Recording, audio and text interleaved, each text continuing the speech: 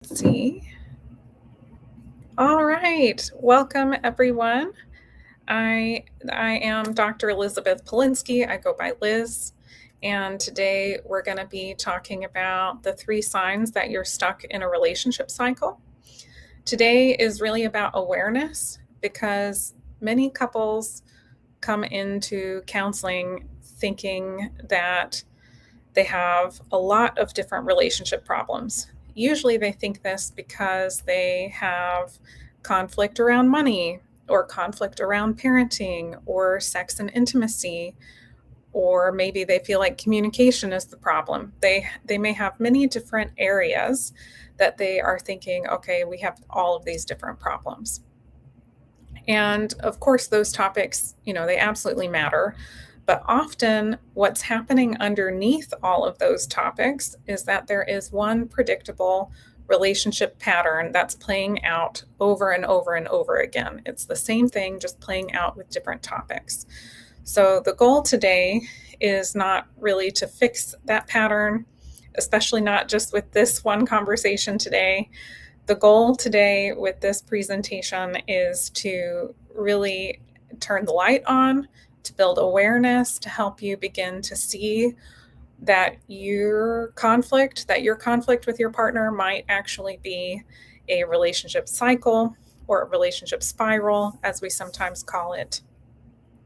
And I am testing out a new system, so my hope is to do a lot more of these lives and trainings that can help couples um, who, for whatever reason, aren't able to go to counseling, aren't ready to go to counseling, have too many scheduling difficulties. My goal is really that this would help you, and so I'm going to be doing more lives. And I'm trying to figure out which system I'm going to use. So last week I did StreamYard. This week I'm doing OneStream. We'll see how it goes. But I am just testing out different platforms as I go through this. So please be patient as I'm learning the ins and outs of how to use each system and which system might work best as we go forward. Okay, let me go to the next slide here.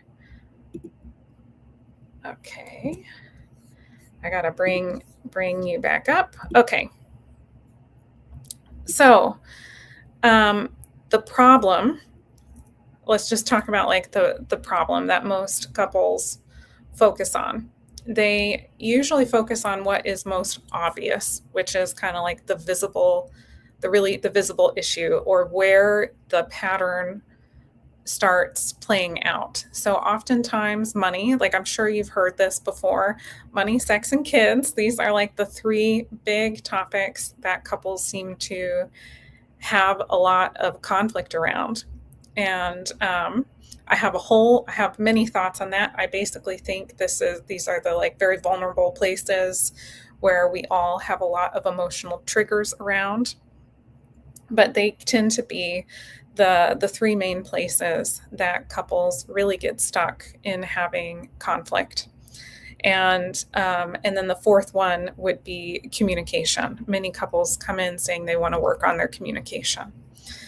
Every now and then, I'll also get like household responsibilities, working like how to navigate the in-laws or aging parents. Um, for couples who have shared businesses together where they both work in the same business, this can also be a place where the cycle comes in or the spiral comes in.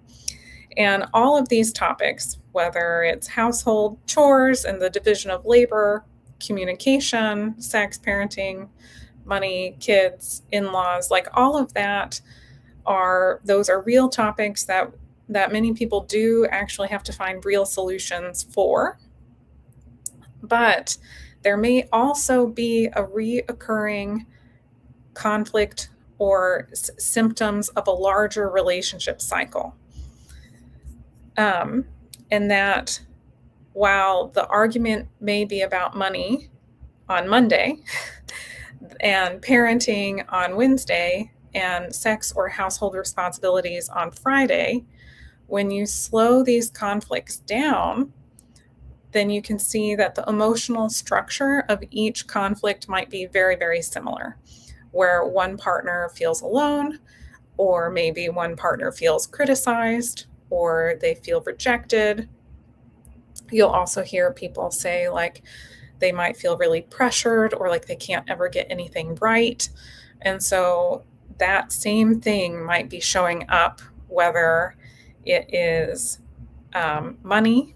Oh, I never can get anything right, might come up with money, or it could be sex. I still feel like I can't get anything right, or it could be household responsibilities, where the conflict brings up this same feeling of I can't ever get anything right. And so this would be one of the signs, which we're going to go into the three signs here in a moment, but one of the signs that there may be a larger relationship pattern happening underneath the conflict. So awareness really begins when we stop asking, like, what are we fighting about, and trying to find solutions to money or sex or household responsibilities. That's where many people get stuck. What really starts shifting things is when people start asking, what is the pattern that keeps happening between us, that keeps leading us to the place where we're stuck? Okay.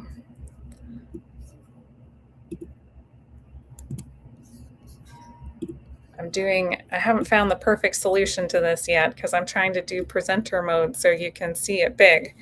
But then when I do that, it switches the screen and I have to switch back to, okay. So a really common belief is that if we solve this specific problem, then things will get better. And that is sometimes true. But if the relationship cycle is not being addressed, like if you guys aren't talking about the spiral underneath your conflicts, if that piece stays invisible, then the same emotional experience often just comes back up through a different topic. And the unresolved cycle is like it just changes outfits, it just changes costumes. And again, like today it could be money, tomorrow it could be your tone of voice, and next week it could be parenting. And couples can sometimes feel like they have 10 different problems when actually they're getting pulled into a familiar pattern that just takes over regardless of the topic. And this is really why awareness matters so much, because we need to shift the way of thinking. And this is what I'm going to talk about next. So, common mistake is trying to solve the issue versus seeing the pattern underneath the issue. Okay, and the new way of thinking.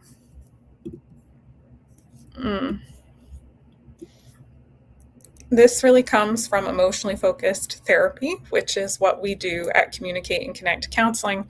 We are a training clinic for emotionally focused therapy, where we have therapists at all stages of their training who are here learning emotionally focused therapy with us. But in EFT for short, we often say the cycle is the enemy, not your partner. This is the new way of thinking. This is what understanding and the awareness of your cycle can really start helping with, because it doesn't mean that people aren't responsible for how they show up in the relationship. Yes, people are responsible for what they do.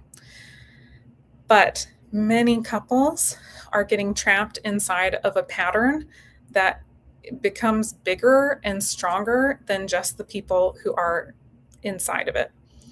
One person reacts, and when one person reacts, the other person reacts. And now when they react, the very first person reacts to this reaction, and they're both caught in this loop, a spiral of reacting back and forth. And so very quickly, people are no longer responding to each other, and they are responding to this spiral that they're trapped in, where they're just stuck reacting to each other. This is extremely non-blaming. Like this can make a huge difference. This is like, oh my gosh, like if you can get this and you and your partner can start getting that the cycle is the enemy, not each other, this can really shift things in a huge way for the two of you. The goal is not to decide who is the problem or who is wrong and who's right. The goal is to identify the cycle that's happening underneath the conflict so that the two of you can stand together against it. This is really how you stop the spiral and become a team. So just sometimes visuals are helpful. Okay. Let me go like this. This is you and your partner. Okay, let me see. How do I do this? Here's my spiral. My pin is going to be my spiral. So often, conflict is like this. The spiral or the pin is in between us. It's literally, we try to come close and we get like jabbed by the pin. It's stuck. It's in the way. When you guys start to see, oh, it's this pin, it's the cycle, it's the spiral between us, then the two of you come together and you go, we need to team up and fight this spiral, this cycle, so we no longer let it come between us. This is a huge, massive shift. So stop the spiral, become a team. Okay. So let's talk about the 3 signs here that you may be having a relationship spiral.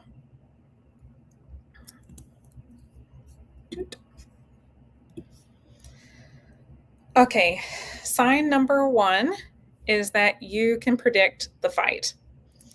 And you can probably even predict it before it fully happens. You know what's going to be said, and you know how your partner's probably going to react. You know what they'll do next, and you may even know how the conversation is going to end. When couples can really start predicting like the path that the argument is going to take, that is pretty important information. That is like a sign that you are probably dealing with a relationship cycle. The content or the topic that it's happening might feel new, but it has a similar pathway and it just feels very familiar.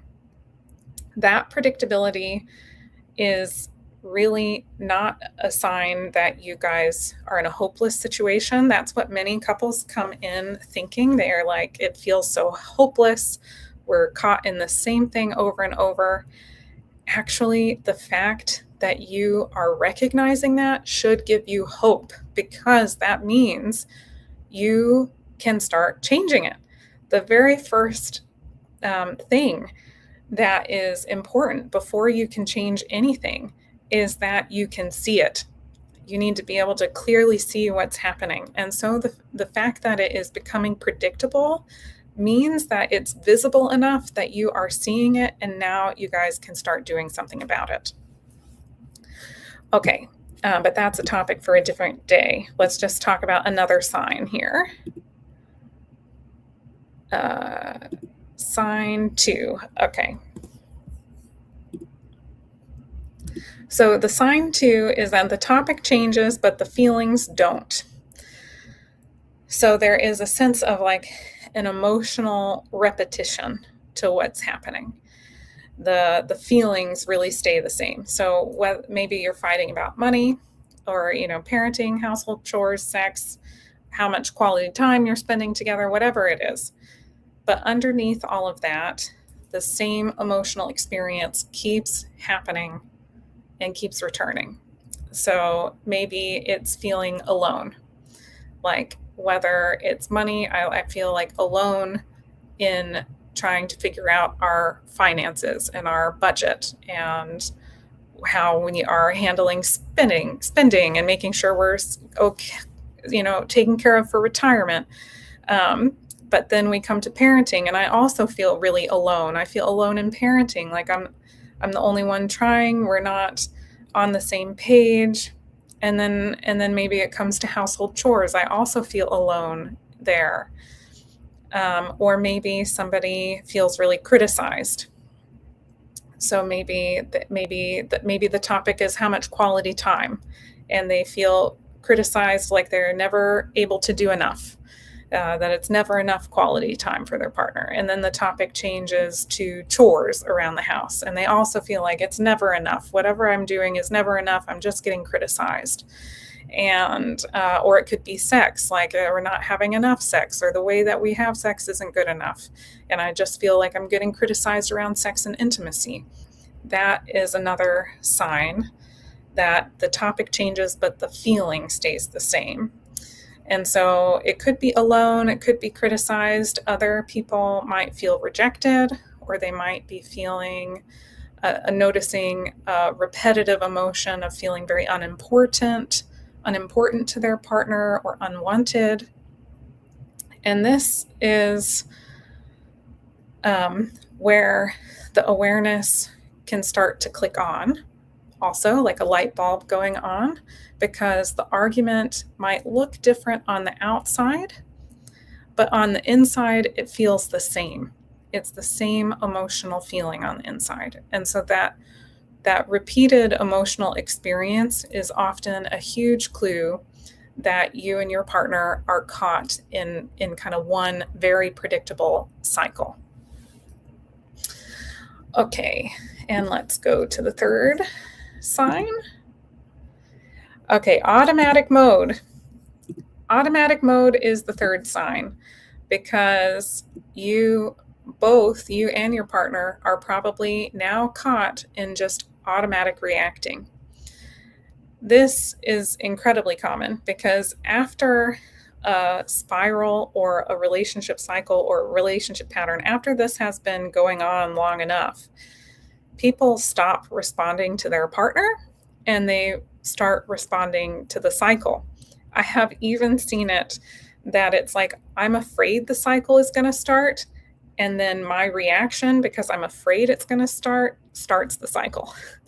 So we almost, like, people almost get to the point where it's like, I'm so scared of the cycle that my fear starts the cycle. And we are just reacting to the fact that a cycle could happen and then get caught in a cycle. And we're not actually even like reacting to our partner anymore. People actually start reacting to cycles and the fear of the cycle.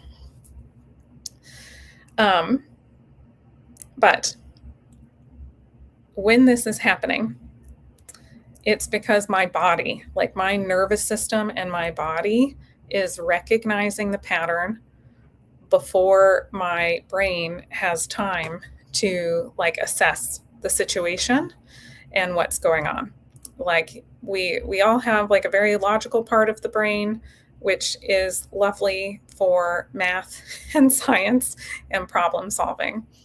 But we also have like our emotional part of our brain that is a very fast reactive piece to help me respond quickly. Because if I am, I live in Virginia Beach, if I'm at the beach and there is like a hurricane coming, I do not have time to sit there and logically think about whether I'm in the path of the hurricane, or what the best thing to do is, or whether it will die down before it hits me. No, I need to have reactions. I need to have emotional reactions to respond, and to be able to move and like run and drive away and get away from the hurricane. I need that emotional piece to really move me when there is a threat of danger or something else. So we all have a nervous system emotional piece that starts taking place, and it's great. It recognizes patterns, but then it starts reacting to the pattern before I even know if this situation is actually that same pattern playing out. And so we can very quickly automatically get defensive, or automatically shut down, and withdraw, or go like, nope, not having this conversation, get me out of here.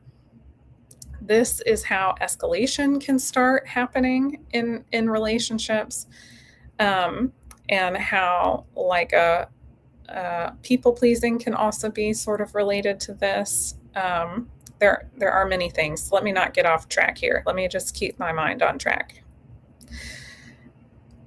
These reactions, whatever your reaction is in your partnership and whatever your partner's reaction is, these are usually very protective. They're not random.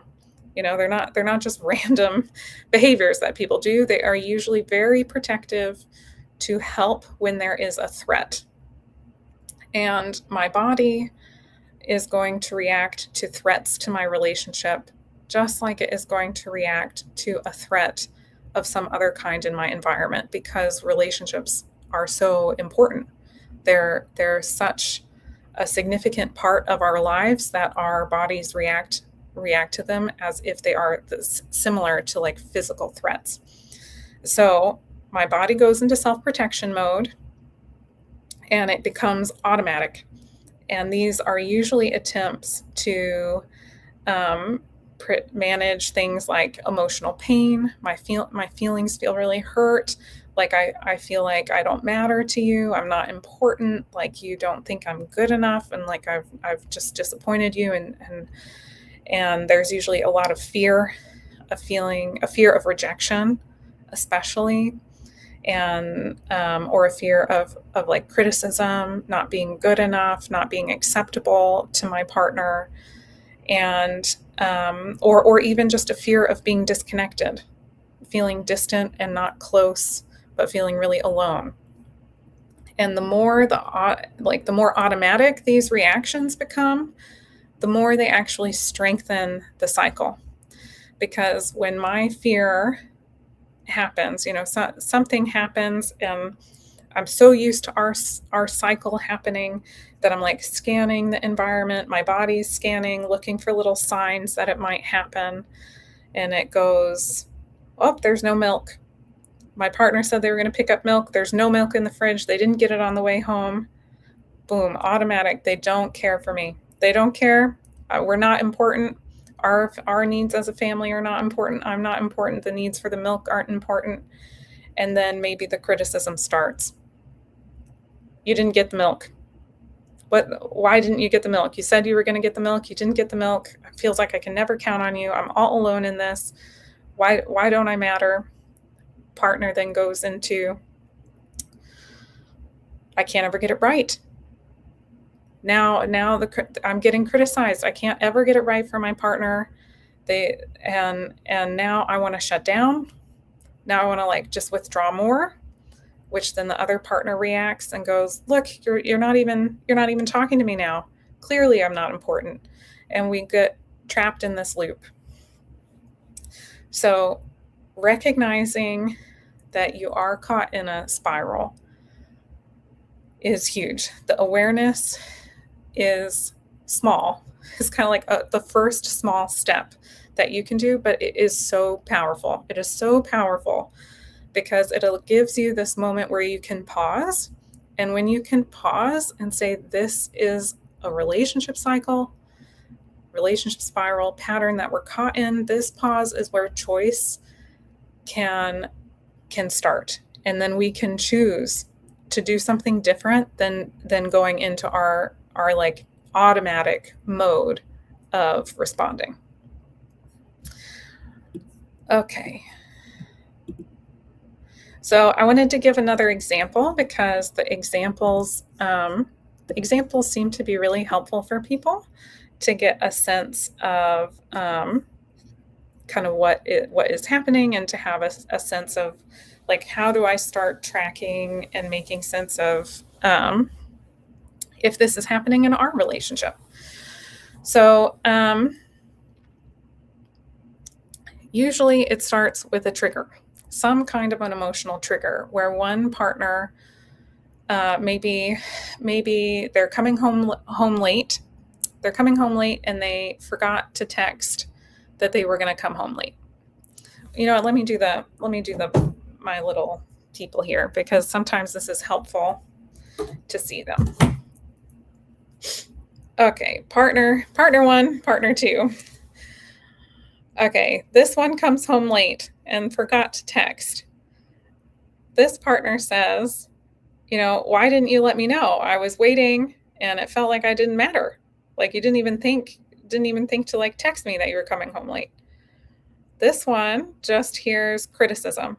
The other partner just hears criticism and they might react defensively. I was busy. Why is this such a big deal? You always make things into a big deal. It's not a big deal. Oof. Okay. Defensiveness is a reaction, right? This one now, like this one was triggered, had a reaction. This one had a counter reaction. This one now might have another counter reaction because now they feel even more alone and they might try harder to say, why are you deflecting? I'm not making a big deal. Like, you don't think it's a big deal to like tell me that you're coming home late? Like, clearly, I really don't matter to you at all if you can't even see how I feel and if my feelings about this don't matter to you. Okay, now this one is counter reacting, and then this one will counter react, and they get, this counter reaction. This one might feel criticized and shut down, and then poof, the disconnection. The disconnection starts, and they're no longer dealing with the original trigger of the text and whatever. They're inside a cycle where it went trigger, reaction, counter reactions, back and forth to disconnection. And then this just repeats because this cycle becomes self-reinforcing. The more one does something that sounds critical, says something that sounds critical, the more the other one gets defensive. The more they get defensive, the more the other one gets defensive, and they both get stuck in defensiveness. That's just one type of cycle that can happen. But the problem is not simply the late text anymore. It's not actually about the late text. The problem is the cycle that follows. And then this just repeats itself. Then later it's about the kids and about the money or sex or whatever the other triggers are. Okay, so let's talk a little bit about the key takeaways that I'm hoping you're taking today. This is what I'm hoping you're taking with you that can help you. The very first one is that cycles are predictable. You can start to predict how this is going to go if you are stuck in a relationship spiral. Okay, number two is that on the surface, you might have different content, different fights about different topics can actually be the exact same cycle. That's a big thing that I'm hoping you're taking from this. And that once cycles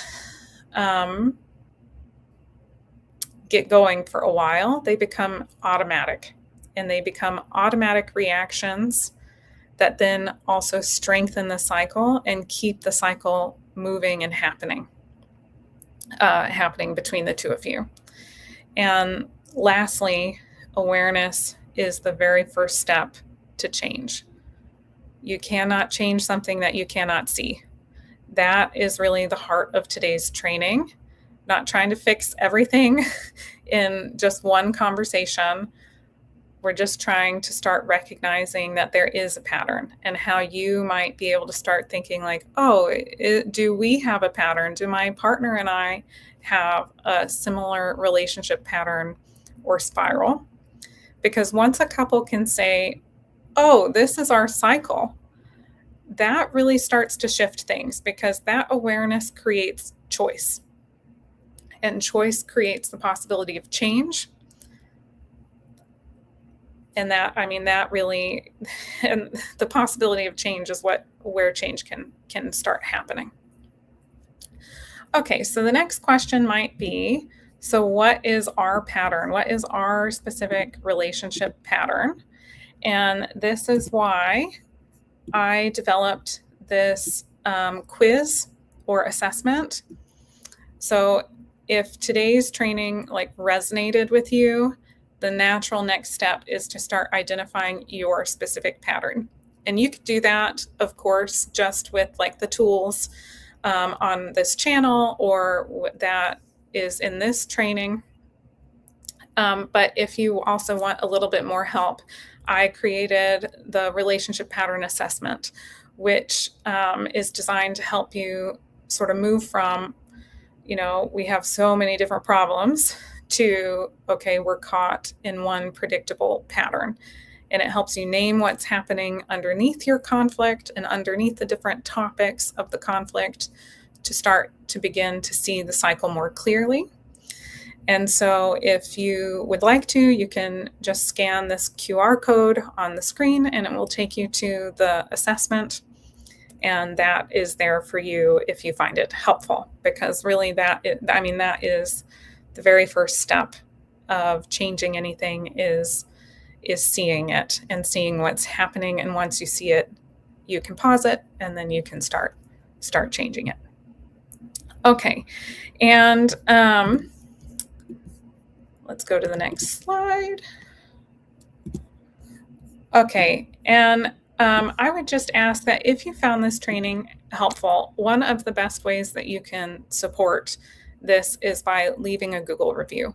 This is because in couples counseling and counseling in general, therapists don't ask clients for reviews because that is, we're trying to protect confidentiality, and confidentiality is a huge aspect that we absolutely want to protect for counseling clients. And so if you feel moved to and you are willing to leave a Google review, that would be so helpful. It helps people discover us and also sort of supports us by being able to make more and more resources. And and so if you are open and willing, would be forever grateful. And if you want the relationship pattern assessment, that is really like the next best step to start understanding your own pattern. Okay, and I do have time for Q&A. I have some common questions that I tend to get, but this is a new system here for me. So I need to sort of see if there is a way for me to figure out if anyone has left any comments in the chat box. I believe, just bear with me here, because I believe the system will allow you to make comments and will allow you to make comments that I can respond to if you have any questions here. So, and I think I just now connected it. I'm sorry if you had a question before and I didn't have it connected. I believe it's connected now. So if you want to put a comment or a question, you're absolutely able to. And while I'm seeing if any of that comes in, let me just go over some common questions that I get. And you know what? I can probably stop sharing my my screen for this, so that way you can just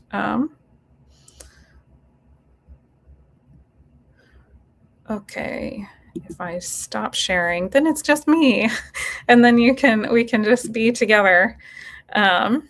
If there are any questions that come in. So one of the common questions that can come up is, what if only one partner recognizes the cycle? That's okay. Like if your partner is not on board yet with being able to see that there is a larger pattern or a cycle or a spiral, that's not a problem, because you can still, like, once you recognize the cycle, you are able to notice how you might go into automatic responding and start trying to shift it on your end. We do this with individuals in individual counseling all the time because it's sometimes common that someone's partner isn't willing to go to couples counseling, or somebody feels maybe a little bit anxious about bringing up the idea of going to couples counseling with their partner. You can absolutely work on this as an individual, and I have seen that really make a difference in the couple dynamic too, that when you start changing your side of the cycle, that can often help shift the pattern that happens between the two of you together. Another common question that I get is, can a relationship have more than one pattern? And sometimes that is the case. There seems to be one primary pattern for most couples, and then it is maybe a different pattern if it is something very, very specific. So, for example, it's very common that a couple will have basically the exact same pattern everywhere else except for sex. And then somehow sex, it can like flip somehow. They can reverse their pattern and take opposite sides. So maybe like if one person is they have like a like asking, like always wanting to talk about things, and the other one doesn't want to talk about things. Maybe that's happening with money and chores and in-laws, and then it comes to sex and it's like the reverse. The one who didn't want to talk about anything else wants to talk about how to increase sex and the quality of their sex life, and the one who always wants to talk about everything else doesn't want to talk about sex and intimacy. So sometimes it can be topic specific that it is different. I've also seen this after a big betrayal, like infidelity of some kind, that maybe they have couples have one pattern around most things until it comes to the topic of the betrayal that happened, and then the pattern might go a little bit differently. Okay, let me just double check. I'm not seeing questions come in. So I think one of the things that I'll say here before I end for today is the ultimate goal is to stop the spiral and become a team. This is what I hear over and over and over and over again when couples come into my office, is they want to get out of the spiral and feel like a team again, and to feel close, to feel connected, to feel like they're on the same page with each other. The absolute first step is recognizing that you are in a relationship pattern, in a pattern together that is spiraling, and that every time you're there, it just spirals and it takes on a life of its own. This is the first step. And so I hope that you are finding this helpful and that you could use this. And if you need support, of course, feel free to reach out to any of our therapists on our team who could help you as you're working on this. All right. I will see everyone next week for our live next week. Oh, I'm sorry. It's not next week because I have a staff meeting. I have a staff meeting at this time next week. It will be in 2 weeks. All right. See you all then.